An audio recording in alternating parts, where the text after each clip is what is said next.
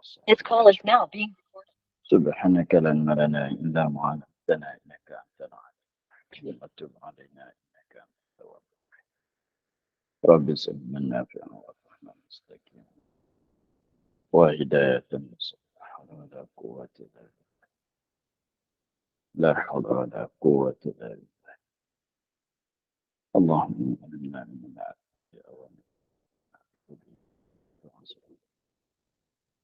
ونحن الملائكة المقربين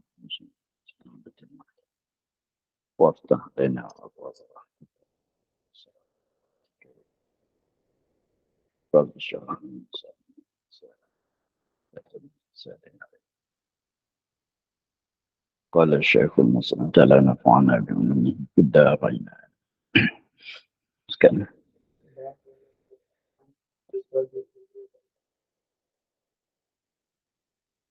Dan demikian lagi jika diulikan batu dengan air najis. Kemudian dibakar, maka iaitu tiada suci, melainkan ditumbuk-tumbuk hingga hancur. Atau direndam ke dalam air hingga sampai air kepada sekalian batinnya. Demikian lagi jika diulikan batu, bukan batu betul-betul ni,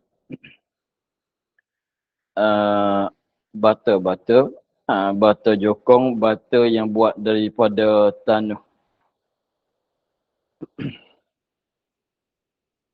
Diulikan batu dengan air najis, dengan air najis artinya air mutanajis.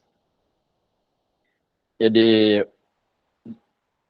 kemudian dibakar. Selepas pada uli tu dibakar. Dia nak buat bata jokong yang jadi yang empat persegi tu. Yang merah, yang warna merah biasanya.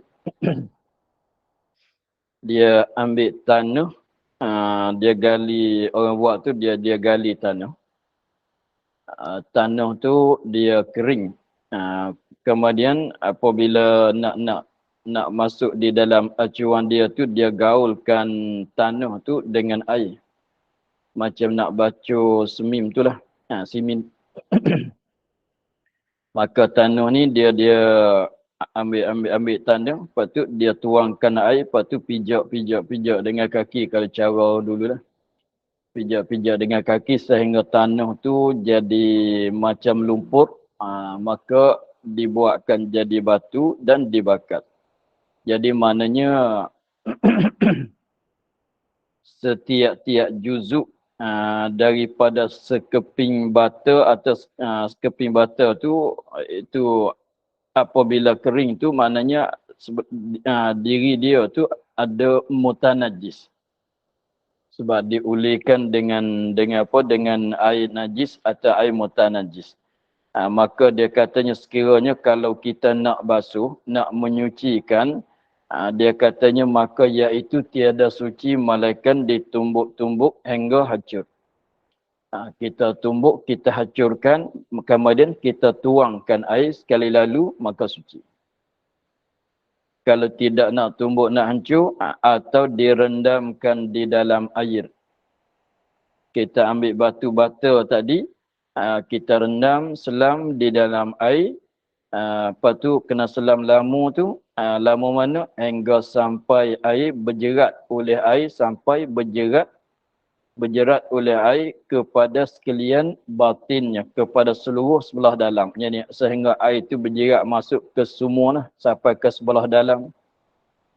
Jadi maknanya kalau bata yang merah tu, bata merah tu, kalau kita selam dalam air tu, kita akan nampak dah katanya air tu berjerat masuk dalam. Begitu juga mozaik yang sebelah bawah tu, yang sebelah atas tu berwarna-warna tu, sebelah bawah tu dia daripada tanah juga. Apabila kita selam air, kalau buat daripada najis, kita selam air tu, air akan bersera, berjerak masuk ke dalam. Maka apabila kita selamkan dalam air, maka air itu berjerak masuk ke sumur, maka akad jadi suci. Begitu dah. Lepas tu, habis tu kalau orang tanya kena suci ke, itulah kalau kita nak buat rumah, kalau setengah-setengah tu dia buat rumah tu dengan bata jokong, lepas tu dia tak lesetkan dengan semen pula ke, dengan tanah pula ke.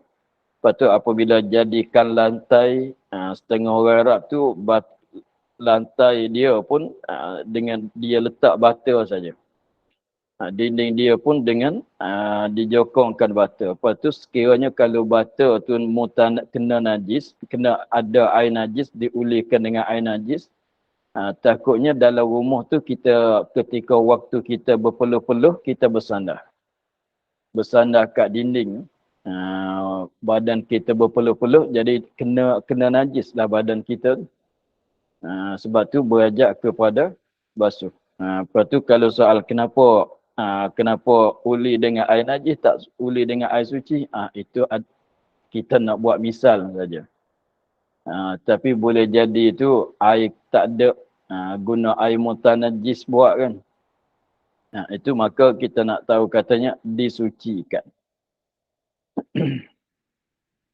Maka begitu juga tu kalau diulikan bata tu dengan apa dia? Dengan air suci, tetapi letak ketika jemur tu, setengah tu dia tak bakar, dia jemur panas. Selepas tu ada orang kencing di atas bata. Air kencing berjerak masuk sebelah dalam bata. Maka secara nak suci pun kita rendam juga. Selam dalam air, agak katanya air itu berjerak masuk sampai dalam, dah suci. Sekiranya kalau berajak kepada menyuci. Tapi kalau sekarang tu, cara buat emas sekarang tu, dia jokongkan dengan bata, tapi ditutup balik pula. Kalau bersandar pun, itu sekarang tak payah basuh. Sebab apabila sudah umuh tu, bata tu duduk sebelah dalam.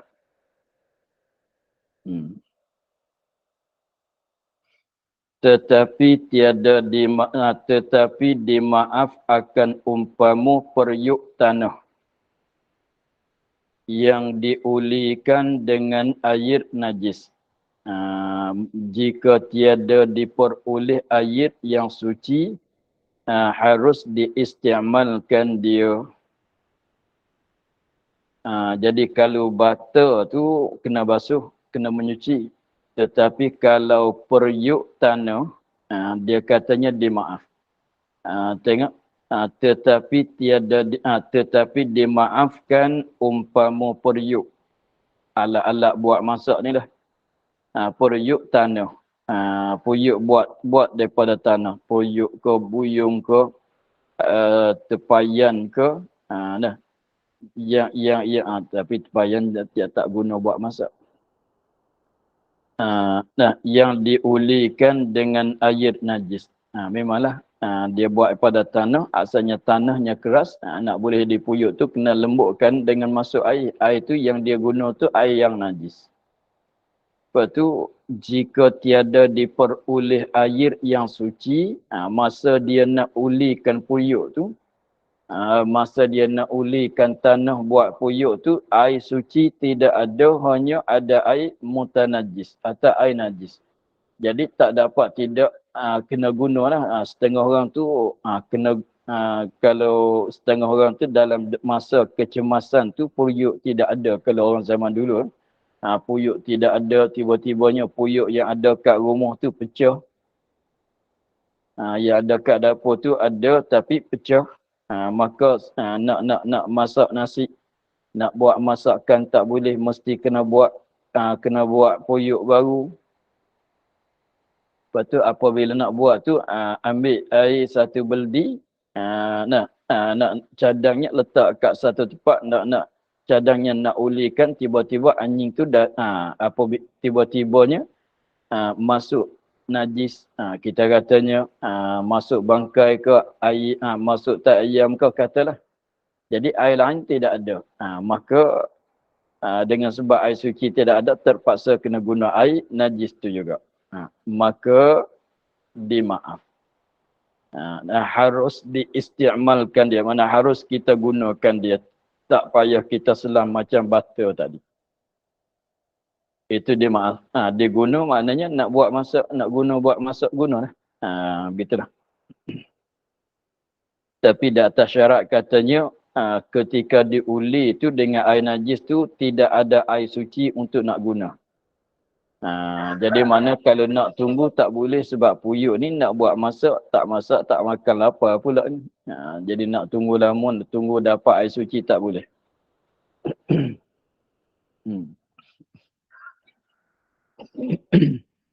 Dan jika ada najis itu, masalahnya semua yang cerita tu masuk dalam najis ainiyah. Najis hukmiyah. Dan jika ada najis itu ainiyah. Najis ainiyah, najis mutawassithah yang ainiyah. Maka cara nak menyucikan najis mutawassithah yang ainiyahnya, maka wajib dihilangkan dia kan najis ainnya, iaitu rasanya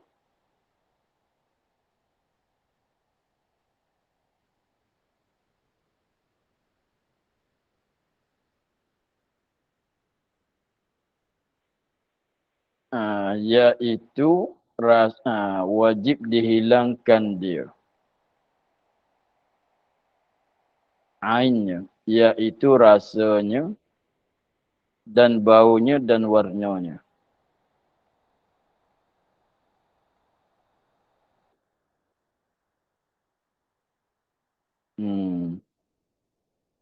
Maka wajib dihilangkan dia kan najis. Ainnya dan sifatnya. Nak tambah gitu. Maka wajib dihilangkan dia kan najis. Lepas tu ainnya dan sifatnya. Dan sifat tu kita tambah.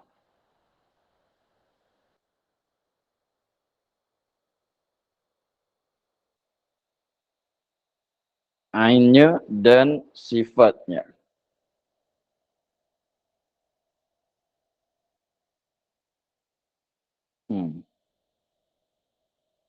Maka wajib dihilangkan dia kan najis itu. Ainnya dan sifatnya. Iaitu sifat. Iaitu sifat tu rasanya dan baunya dan warnanya. Maknanya rasaan dia, bau dia, warna dia, itu adalah sifat.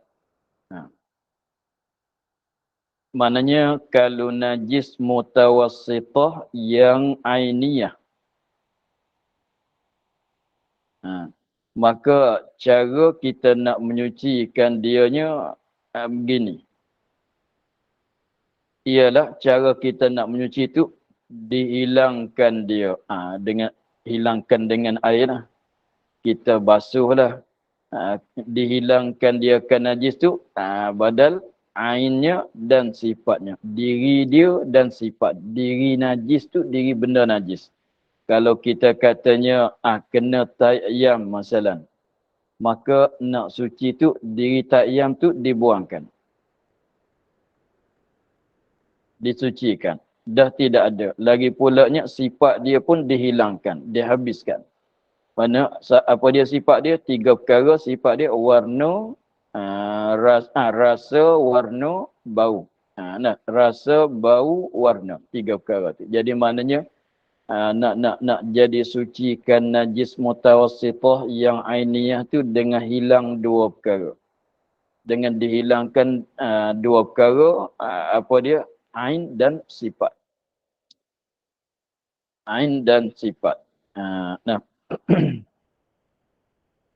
tapi sifat tu ada tiga, ialah rasa, rasa masin ke, rasa masam ke, katalah bau najis tu lah.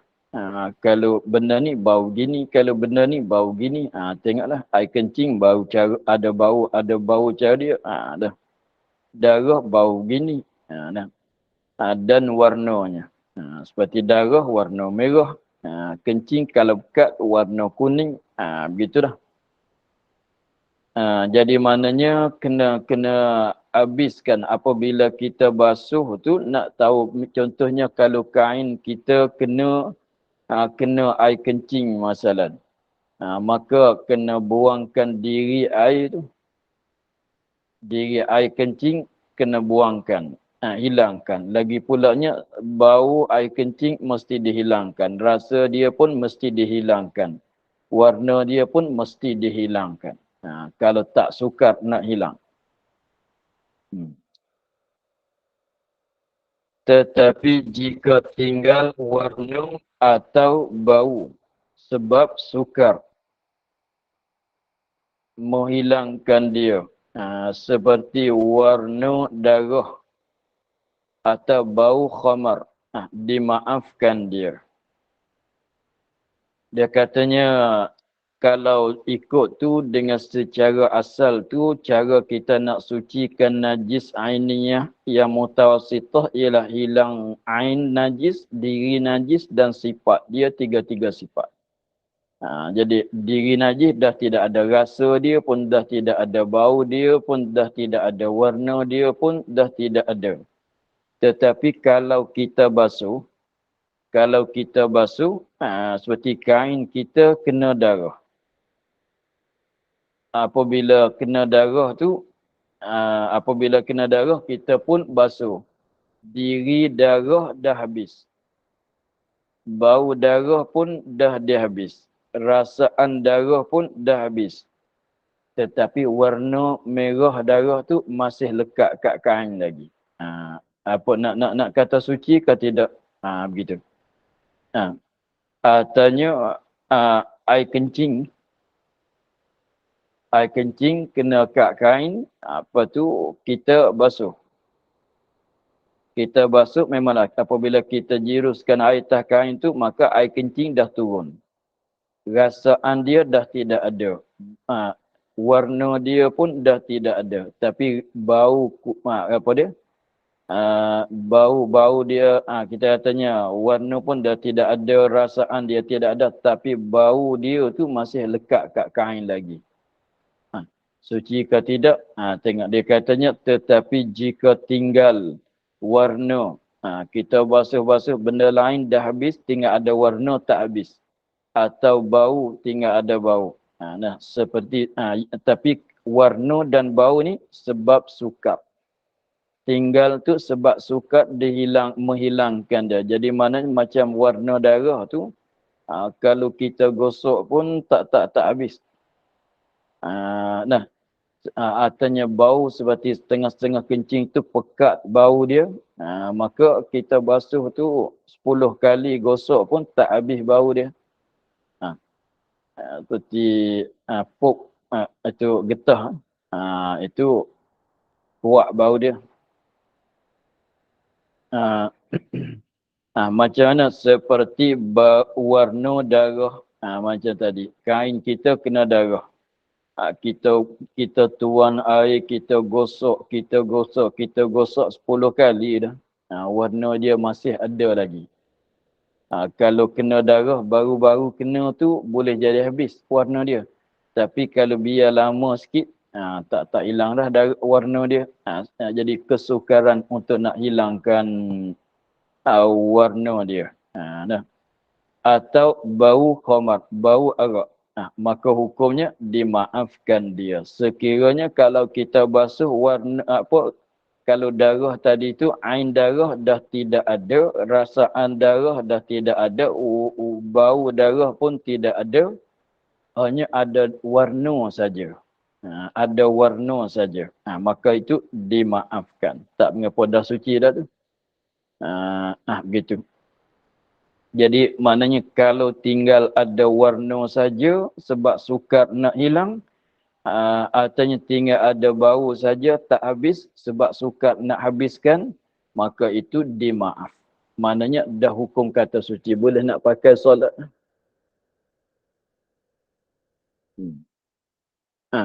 Dan jikalau daripada najis mughallazah. Maknanya kalau darah tu darah najis mughallazah sekalipun, warna darah najis mughallazah tu pun dimaaf. Sebab sukar nak habiskan, nak hilangkan. Jadi maknanya sani tu masalah kalau macam darah tu maknanya yang lain tu dah habis. Diri darah dah habis. Diri bau darah pun dah habis. Diri rasaan darah pun habis. Semuanya tinggal ada warna saja. Itu dia maaf. Kalau macam air kena arak, kalau macam kain kena arak ke masalan, jadi ain arak dah habis. Rasaan dia pun dah habis. Warna arak pun dah habis. Tapi ada lekat kat kain tu tak habis, apa dia? Bau dia saja. Bau dia sekara saja tak habis. Maka itu kalau sekara-sekara tu dimaaf. Tapi kalau faham di situ yang tinggal,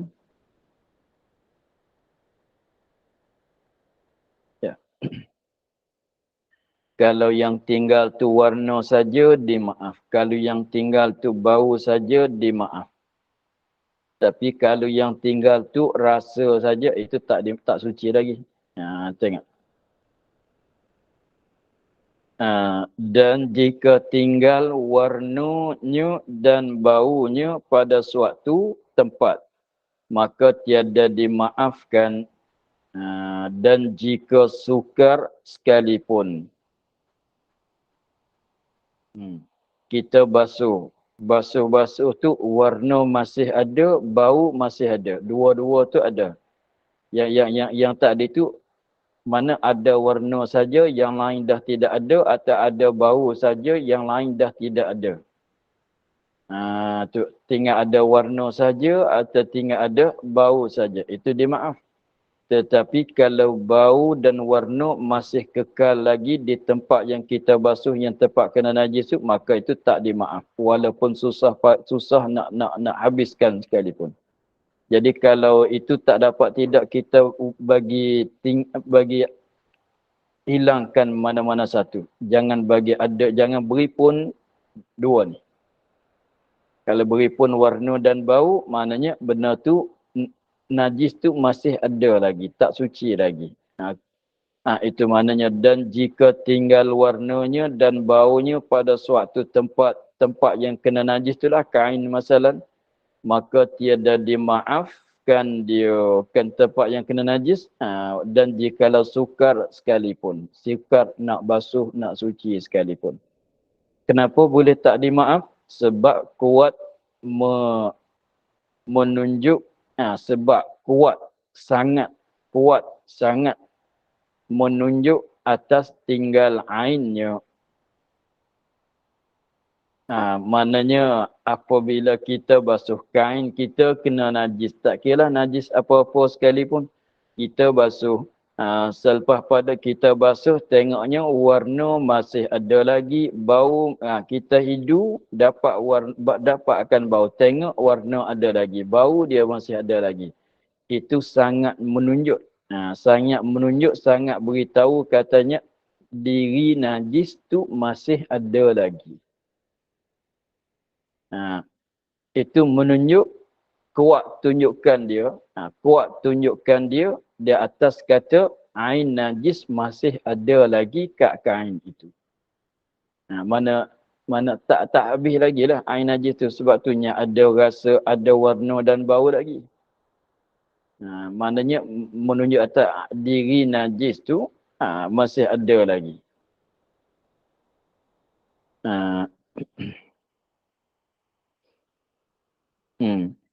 Macam sabun, tapi sabun tu benda suci lah. Tapi sabun tu apabila Ya, contohnya sabun tu warna merah masalah.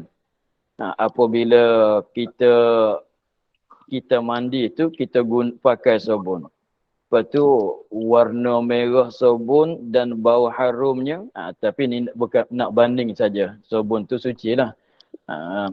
Maka apabila kita sucikan, warna sabun ada lagi. Bau sabun pun ada lagi. Maknanya tak habis lagi tu sabun kat badan kita tu tak habis lagi kan.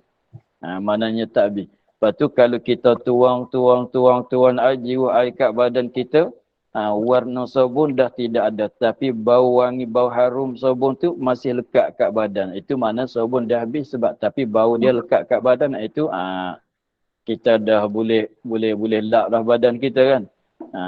Itu nak cerita katanya, nak banding katanya kalau ada dua-dua ni lagi maknanya sangat menunjuk, kuat tunjukkan dia sangat menunjuk di atas kata diri najis tu masih ada lagi, tak belum habis lagi. Begitu. Atau tinggal padanya rasa jua saja. Jika sukar menghilangkan dia sekalipun. Ini pun tak dimaaf. Jagalah, ini pun tak dimaaf. Sebab menunjuk atas ainnya. Menunjuk di atas masih kekal ain dia. Jadi kalau kita basuh. Kalau benda tu rasa masin, masih ada rasa masin lagi kat kain kita. Tapi warna dah habis. Warna dah habis. Bau dah habis. Tapi rasa tu masih ada lagi. Maknanya itu menunjuk kata diri najis masih lekat kat kain lagi. Jadi maknanya sifat tu 3. Sifat tu 3. Sifat yang paling kuatnya ialah rasa. Sifat najis, kita ingat kita. Sifat najis tu ada 3. Sifat najis tu ada 3. Sifat yang paling kuatnya ialah rasaan. Rasaan dia. Apa tu? Rasaan, warna, bau. Maka lain pada rasaan ialah warna dan bau.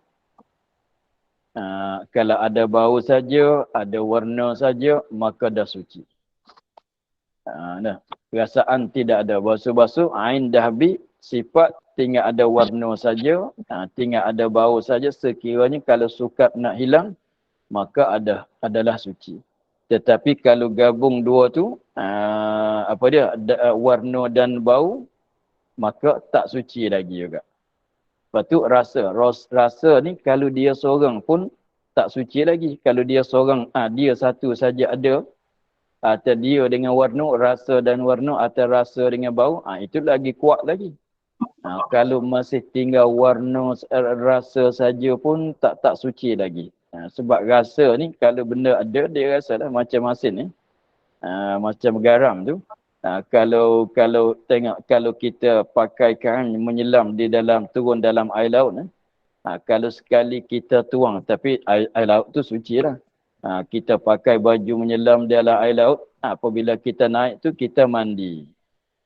Mandi dengan baju tu, sudah kita mandi, kita tuangkan air atas badan kita, maka cuba kita isap. Ambil lidah letak kat baju. Tak mengapa lah sebab air laut. Bukan najis ni. Nak cerita kata dah rasa masin-masin. Kalau gitu air laut masih lekat kat baju kita lagi. Begitu. Tu nak bandingnya begitu. Kalau kita katanya kain kita ni, kita ambil kain masalan, kita celup di dalam, selam di dalam air manis, air gula masalah. Kemudian kita tuangkan air di atas kain itu. Maka selepas dah kita tuang, kita perah sedikit. Lepas tu cuba ambil kain, cuba kita letakkan lidah atas kain itu. Rasa manis ke belum? Ke tak ada, dah masih rasa manis kat kain tu ke dah tak rasa? Mana kalau masih ada rasa manis kat kain tu, maknanya air gula masih ada kat kain tu lagi. Tu kalau benda najis pun macam tu juga. Tapi tak mesti kita kena ambil rasa dengan lidah. Nak tahu ni basuh-basuh rasa dengan lidah. Tak mesti begitu. Agak je lah. Jangan basuh-basuh. Kain dia kena kencing. Dia basuh, dia letak lidah. Macam mana? Ni nak tahu kata habis. Tak payah buat begitu. Agaknya kalau kita letak lidah kat kain, dapat rasa lagi. Sebab tu kita buat misal katanya kain kita kena masuk dalam laut, masalah kita tuang sekali tuang tu. Contohnya tangan baju kita ni. Tangan baju kita ni apabila kita main kat pantai tu, tangan baju kita terselam dalam air, kena air laut. Lepas tu memanglah masih lah. Kemudian kita ambil air kosong, kita tuang. Kita tuang di atas baju. Sekali lalu air saja. Maka cuba rasakan baju tu dengan lidah. Rasa masing-masing lagi. Maknanya air laut masih ada lagi kat baju kita. Tapi tak mengapalah kalau air laut, sebab air laut tu suci kan. Tapi fardunya kalau benda najis, macam tu. Maknanya tak suci lagi kalau masih rasaan. Tapi tak mesti tak wajib kita rasa. Nak rasa tu kena berkumur. Kalau rasa masih lagi, kalau benda najis kena berkumur. Lagi pulanya bukan suruh ambil rasa. Fardu saja, rasaan masih ada lagi.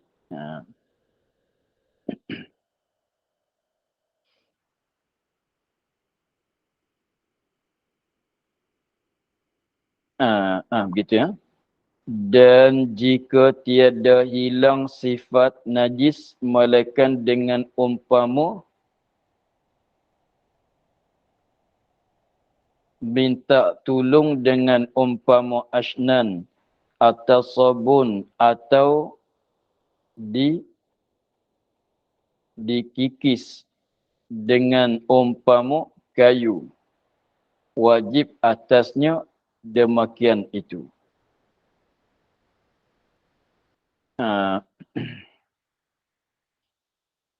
Dan jika tiada hilang sifat najis, maknanya sifat-sifat najis yang tiga tadi. Tiga. Apa dia? Rasa, bau, warna. Tiga-tiga itu tak dapat dihilangkan.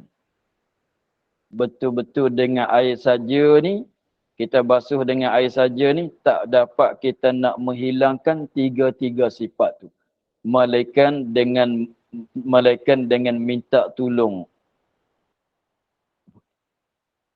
Bukan minta tolong, dengan guna lah. Dengan guna umpama asnan. Kena ambil asnan, kita letak bau nak habis.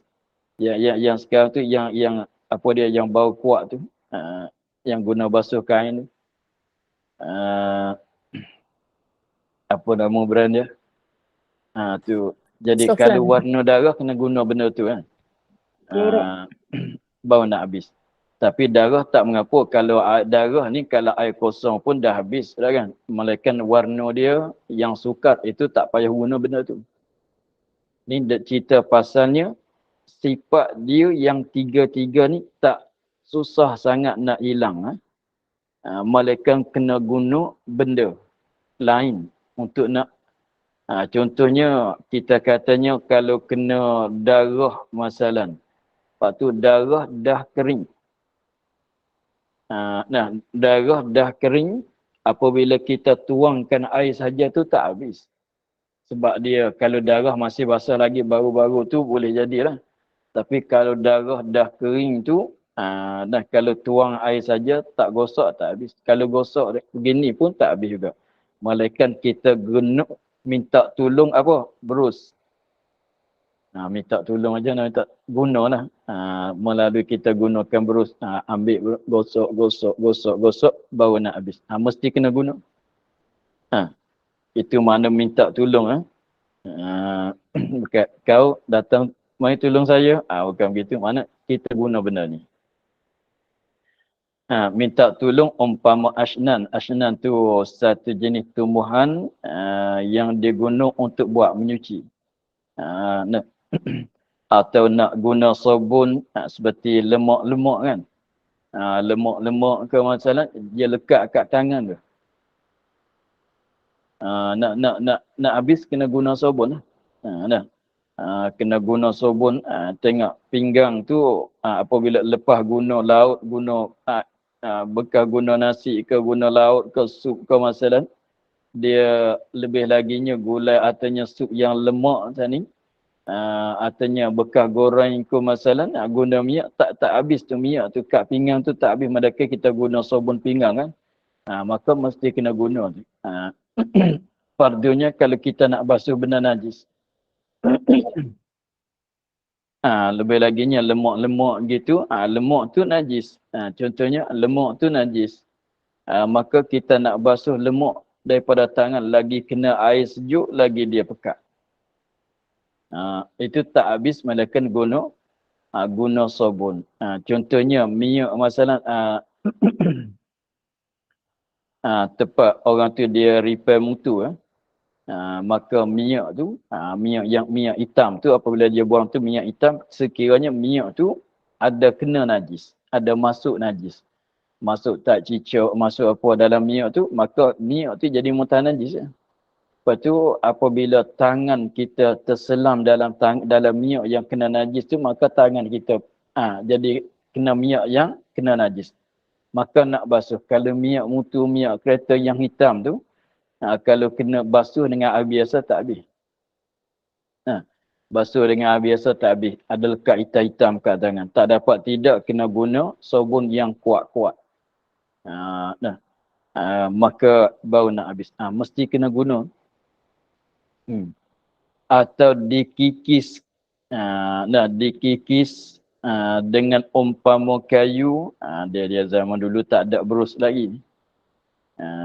Kalau ada berus memang dia cerita kata guna berus. Ni kikis, mana buang gitulah. Ambil kayu buang. Buat gitu. Sapu-sapu buang. Macam kita guna berus.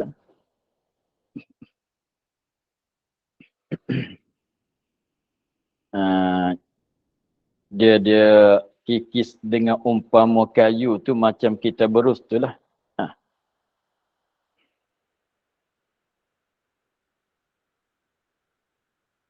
Wajib atasnya wajib atasnya dengan demikian itu. Wajib. Kalau tak habis malaikat kena guna sabun, mesti. Tapi kalau warna saja atau bau saja itu tak payah guna sebab dia maaf. Di mana rasa tak habis, warna tak habis, ain pun tak nak habis kalau tak guna sabun. Tu kena guna.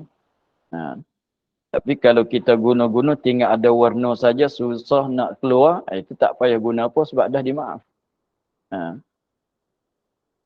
Ini kita katanya kalau warna dan bau kalau gabung dua tu kuat lagi kan. Warna dengan bau kalau gabung dua tu kuat. Tak habis warna dan bau, tak habis mana-mana, mereka guna sabun. Kena guna. Sebab kalau beri pun warna dan bau, masih jadi najis lagi. Masih tak suci lagi. Atau rasa saja kalau masih ada lagi, maknanya tak suci. Nak habiskan rasa, mesti kena guna sabun. Kena guna.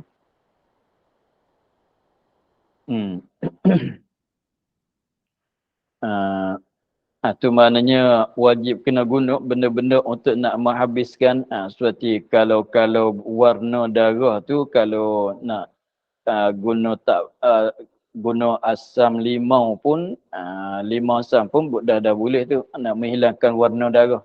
Tetapi buat masalah warna darah tu kalau sukar dimaaf. Kalau biarkan begitu pun tak mengapalah.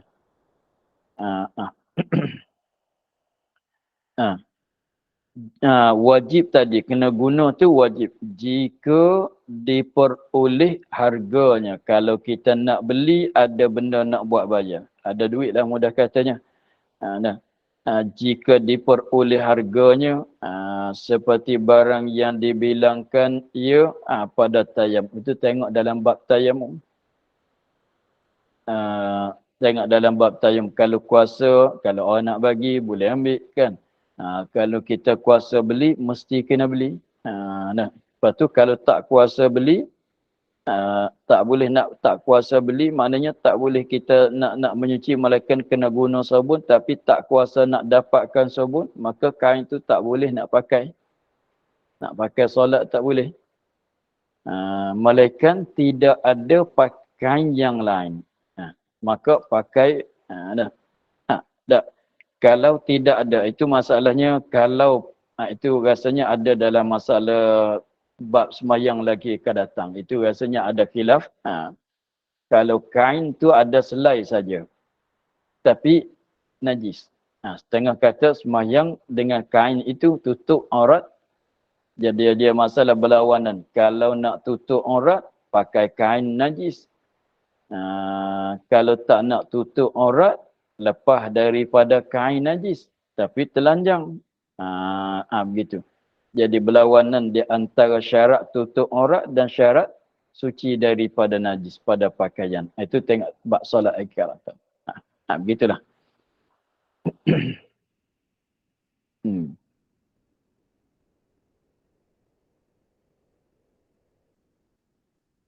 Maka untuk hari ini kita akhir di situ. Katanya, kata Syekh Ibn Hajar di dalam Tufah, harus seorang manakala ghalib zannya akan suci tempat yang dibasuh merasainya. Wallahu a'lam. Alhamdulillah. أعوذ بالله من الشيطان الرجيم. بسم الله الرحمن الرحيم. الحمد لله رب العالمين والصلاة والسلام على أشرف الأنبياء والمرسلين وعلى آله وصحبه. اللهم افتح علينا فتوح العارفين ونور قلوبنا من نورك الكريم واجعل عملنا خالصة لوجهك. اللهم إنا نستعينك مع قرآنك فردد علينا وافتح لنا بك عن ساتي عما يصفون والسلام على المرسلين والحمد لله رب العالمين. Terima kasih Baba. Assalamualaikum. Terima kasih Baba. Assalamualaikum. Terima kasih Baba. Assalamualaikum.